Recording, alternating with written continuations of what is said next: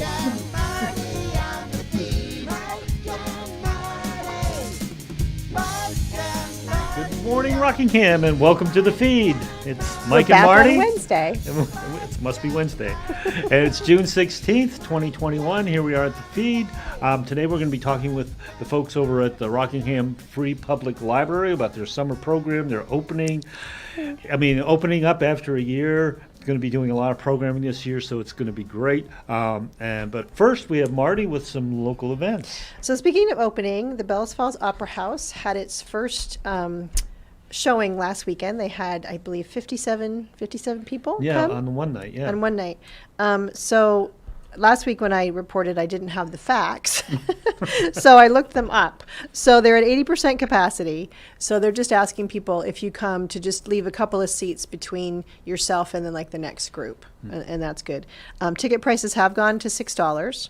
But the triple up has not increased in price, so you can still get the triple up for $5.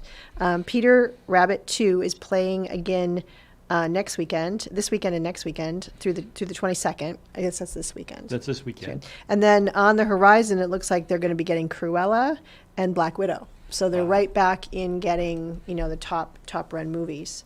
So make sure that you get out and you support the Opera House, because it's been a long time for it to be closed. And they're back operating. And another local event that people might be interested in is happening at the Waypoint Center, starting on Friday, June 25th. That's the first showing. Then there's the 26th, the 27th, July 3rd, and the 4th. It's a family-friendly musical called A Year with Frog and Toad. Yeah. And it ties in actually nicely to our topic today, because part of the David Stern is the director. David Stern now works for Next Stage Arts. They're the producing company behind it, and he has set it up so that while supplies last, and we're trying to make them last a very long time because Rotary is actually helping, every child that attends the Frog and Toad performance will get the Frog and Toad book. So, neat. So it's kind of cool. So if you want more information, you can go to info@nextstagearts.org. If you want to call and buy tickets, it's 802-451-0053, and it's happening down at the Waypoint Center. And if it's a David Stern production, then it's going to be a good production. Yeah. So, books.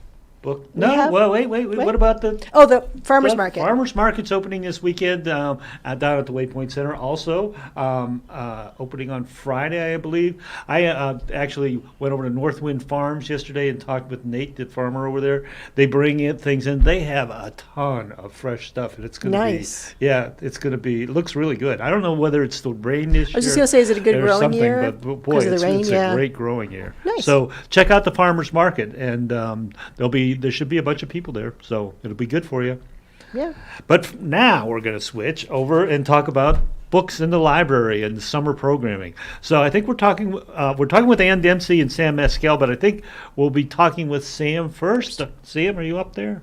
I am here. That's the plan. So hi, I'm Sam Maskell. I'm the Youth Services Librarian here at the library. Been here for over 20 years, so I've probably seen many of you who are watching this. I hope I have. And you might notice I'm in the library. I'm in sort of a weird spot because I'm the last person on staff to be vaccinated, so I'm tucked away into a corner to do this. But the good news is we are open. There's a couple of changes though. Our hours are a little different. We are Monday, Tuesday, and Wednesday, 10 to 6, and Thursday and Friday, 10 to 5:30. And we are requesting that people wear masks when they're in the building.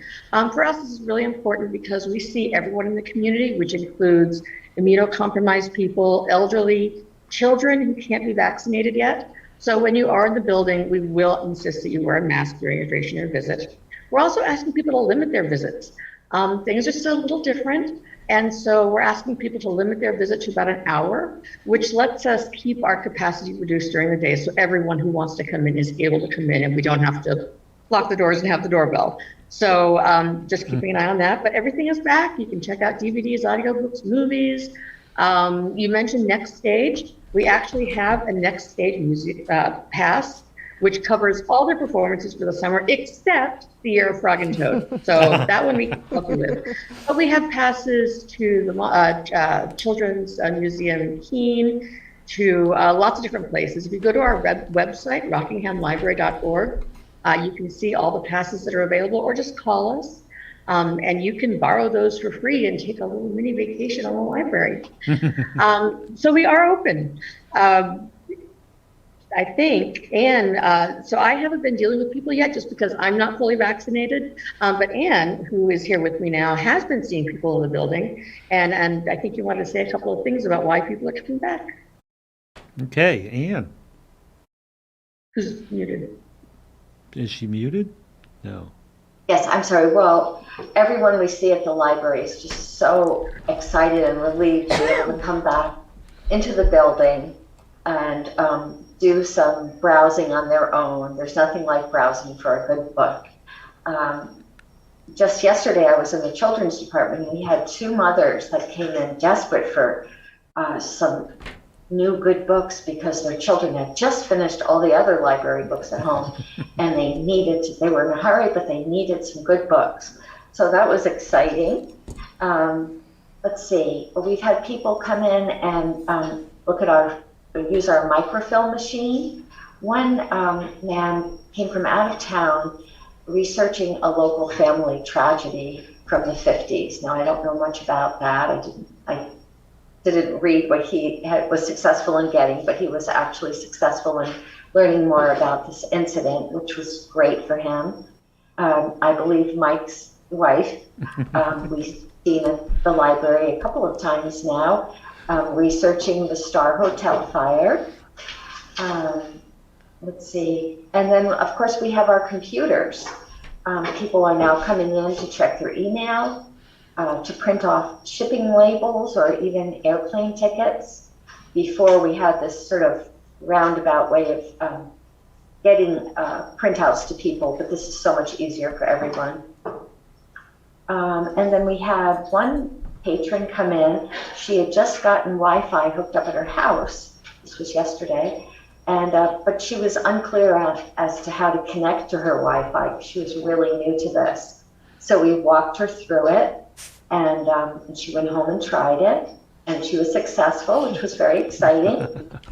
So yeah, those are just a few of the examples. And if I can add a little bit more. So we are open, and this is great, but we are keeping some of the services that we developed during the pandemic for safety reasons mostly. So we're still offering curbside service. So if contact-free service is still something that you would prefer, we can continue making that happen. And Anne mentioned parents getting books. We do book bundles. This is the thing that I do for a lot of parents. I've done it for teachers over the course of this year, where they contact us and we just put together a package they can come pick up, also contact free. And we will continue to have our digital and remote services. So those things will be continuing. So when you do book bundles, do you have people say, oh, I want adventure books, or I want... so a lot of times I know of my readers. So if it's someone I know, they can tell me what they're looking for and I can put together suggestions for them. We also have on our website, we call it Your Next 3 Books. So anyone can go or contact the library and request. It's called Reader's Advisory.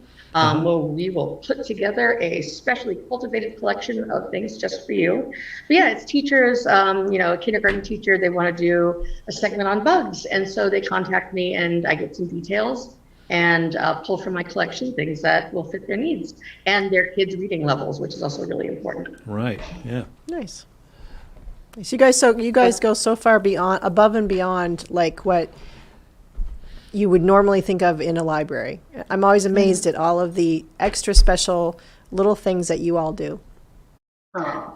We try to, well, for us, it's important that we're relevant and we're serving the needs of the community. So a lot of these services that we're offering are things that the community, we have discovered, still needs. And we continue to evolve. We circulate Wi-Fi hotspots. Soon we'll be having laptops that will be able to be used outside. So these are all just evolving needs, and we'll continue growing.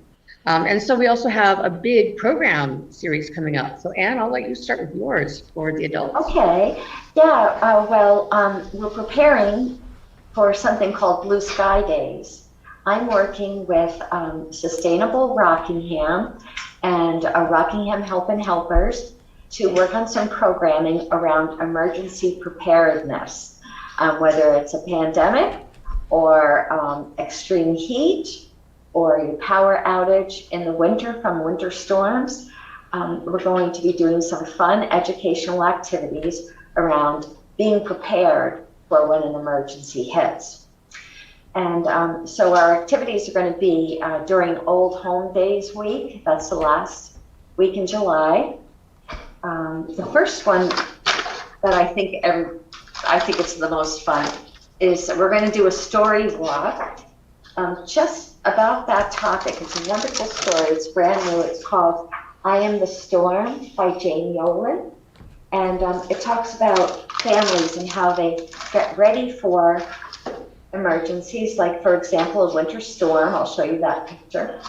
And this family prepared ahead of time for a storm emergency when the power outage happened. So let me just, as you notice from the illustrations, they have a fire, they have marshmallows over here that they can put on the fire. They have board games to keep the kids busy. There's a lot of interesting things going on here.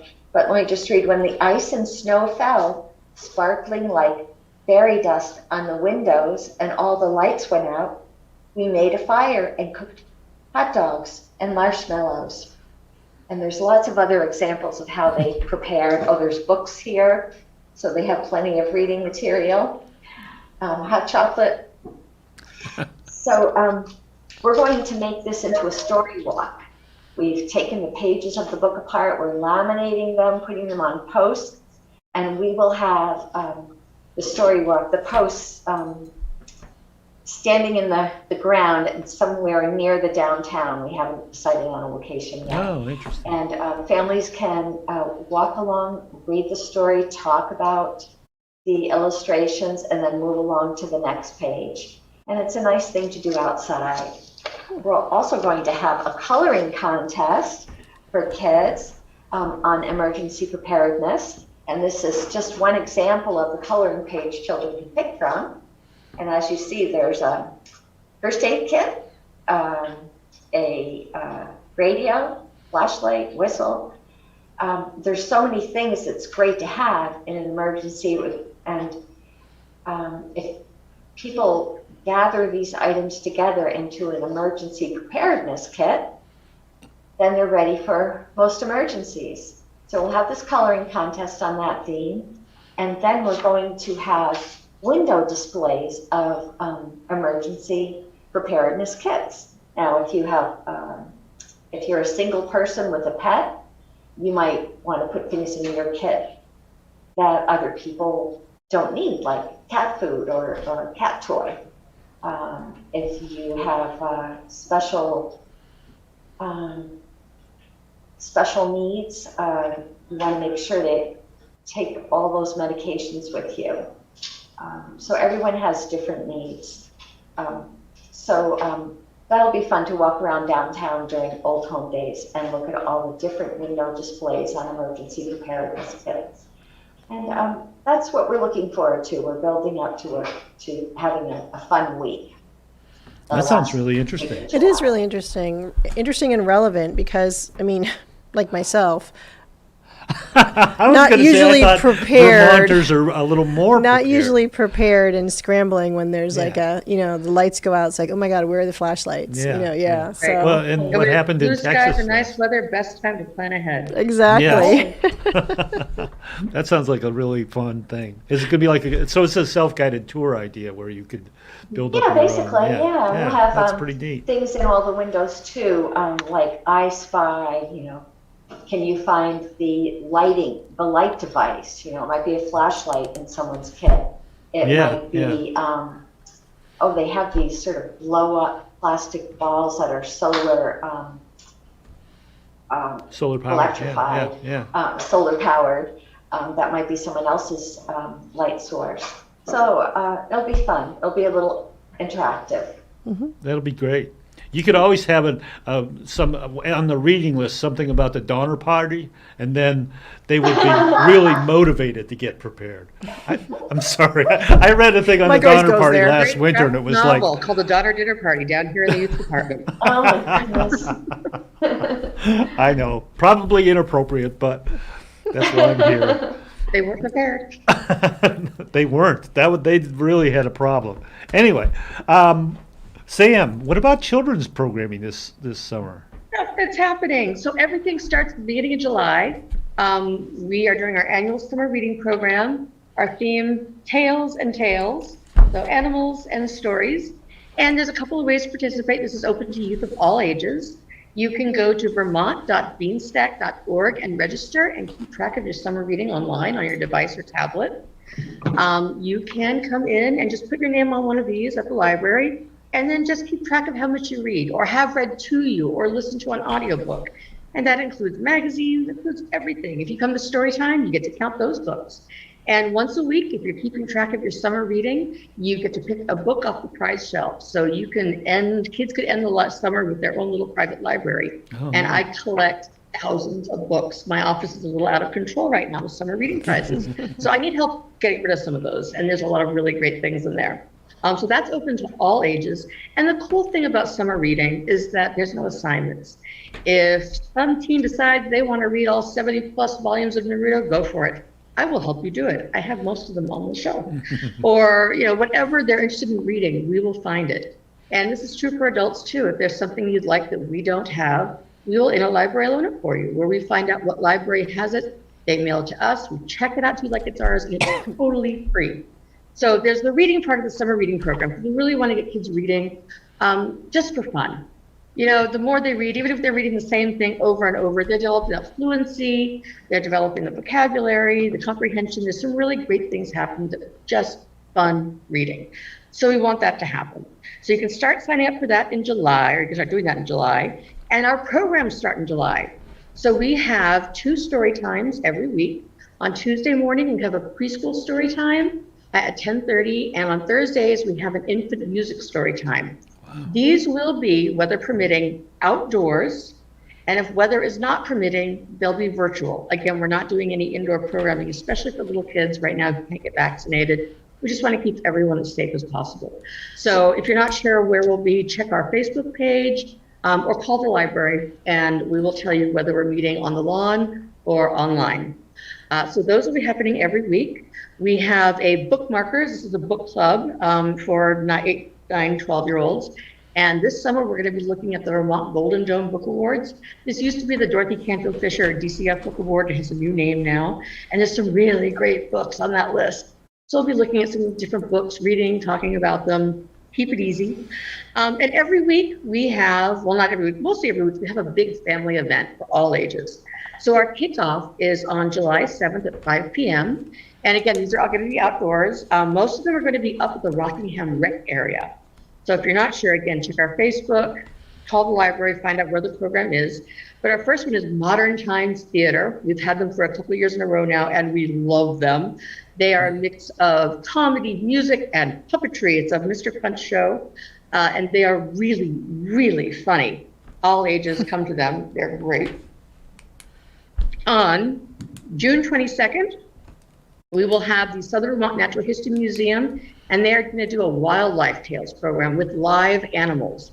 Again, they're another one of our perennial favorites. They are absolutely wonderful, and he's going to have some great stories from around the world.